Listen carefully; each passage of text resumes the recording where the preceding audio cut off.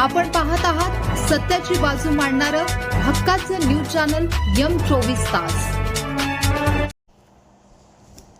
इटकर येथे राहत्या घराला भीषण आग, अंदाजे 9 लाखांचे नुकसान, मजुरीचे भांडवल आणि दागिने हे खाक।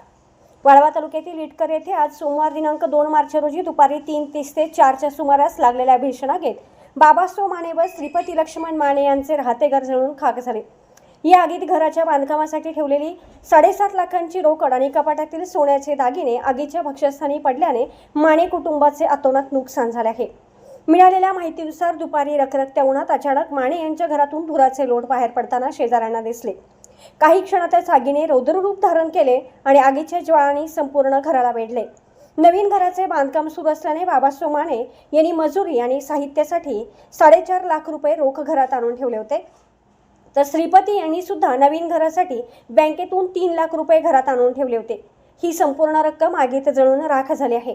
तसेच घरातील तिजोरीमध्ये असलेले सोन्याचे दागिनेही आगीच्या प्रचंड धगेमुळे वितळले व खराब झाले आहेत।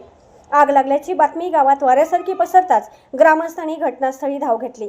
उपलब्ध साधनांनी आणि पाण्याचा मारा करून आग विझवण्याचा शर्थीचा प्रयत्न केला, मात्र आगीची तीव्रता जास्त असल्याने यश येत नव्हते। अखेर घटनेचे गांभीर्य ओळखून चिखली, शिराळा आणि ईश्वरपूर नगरपालिकेच्या अग्निशमन दलाला पाचारण करण्यात आले। 2 तासांच्या अथक प्रयत्नानंतर अग्निशमन दलाच्या जवानांना आग आटोक्यात आणण्यात यश आले, मात्र तोपर्यंत घरातील संसारोपयोगी साहित्य, धान्य, कपडे आणि महत्त्वाची कागदपत्रे सर्व काही जळून खाक झाले होते। सदर घटनेची माहिती मिळताच अमित मलगुंडे अग्निशमन गाडी घेऊन घटनास्थळी दाखल झाले।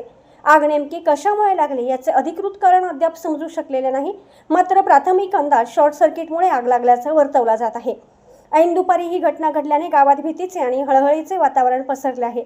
रक्ताचे पाणी करून साठवलेली पुंजी आणि हक्काचा निवारा डोळ्यादेखत राख झाल्याने माने कुटुंबावर आभाळ कोसळले आहे।